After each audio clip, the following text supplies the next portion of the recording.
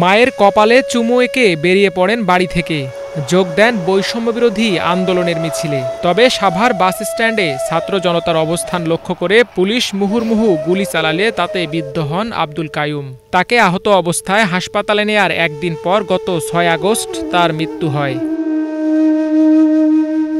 কাইয়ুম কুমিল্লা বিশ্ববিদ্যালয়ের অ্যাকাউন্টিং বিভাগ থেকে অনার্স পাশ করে মাস্টার্সে ভর্তির প্রস্তুতি নিচ্ছিলেন। পিতা কফিল উদ্দিন পেশায় একজন গাড়ি চালক। তবে গত ২ বছর ধরে অসুস্থতার কারণে আর গাড়ি চালাতে পারছেন না তিনি। আর তাই পড়াশোনার পাশাপাশি ছোটখাটো ব্যবসার মাধ্যমে পরিবারকেও সহযোগিতা করে আসছিলেন কাইয়ুম। হঠাৎ ছেলের এমন মৃত্যুতে দিশেহারা মা বাবা। কাইয়ুমের বইপত্র, ব্যবহার করা জামাকাপড় থেকে সন্তানের সুবাস নিতে চেষ্টা করছেন তারা। পরে আমি অরিনার ফুল বাড়িতে গেছি। ওইখান থেকে ওদিনকেই চলে আসুন, যেদিনকে বিজয়ের দিন চলে আসুন। তো নামাজে গেল, বললো যে মা আমি একটু নামাজ পড়ে একটু দেখে চলে আসুন। অনেক জোর করে গেছে, আমার মাথায় কপালে একটা চুমাদা হয়ে গেছে যে আমি দেখে নামাজটা আজকে মসজিদে পড়বো, পড়ে একটু দেখেই চলে আসুন। তো ওই শেষ যাওয়া আর বইরে আসে নাই। ওইখান থেকে ওর গুলি লাগছে। গুলি লাগার পর ওই জায়গার লগের যে লাফান ছিল, ওরা দৌড়াদৌড়ি করে ২-৩ হসপিটালে দৌড়াদৌড়ি করছে।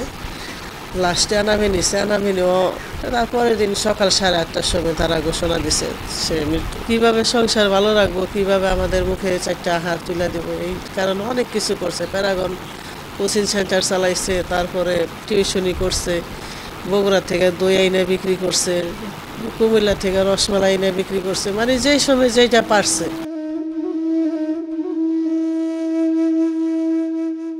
প্রতিবেশী ও স্বজনদের কাছেও কাইয়ুম ছিলেন একজন হাস্যোজ্জ্বল মানুষ।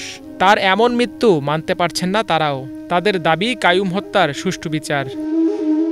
খুব ভালো মানুষ ছিল, ও আমাদের সাথে খুব ভালোভাবে চলতে, ভালো মিলামেশা করতে খুব ভালো ছিল। সরকারের কাছে আমাদের একটা দাবি, আমরা বিচার চাই, হত্যাকাণ্ডের বিচার চাই। এই হত্যাকাণ্ডের সাথে যারা জড়িত, প্রশাসনিক কর্মকর্তা এবং রাজনৈতিক দলের যেসব কর্মীরা, তারা এখনো ঘোরাফেরা করছে, তাদের বিরুদ্ধে কোনো আইনানুগ ব্যবস্থা নেওয়া হচ্ছে না। হত্যাকারীদের দ্রুত বিচারে আওতায় আনা হোক। Bangla vision news desk.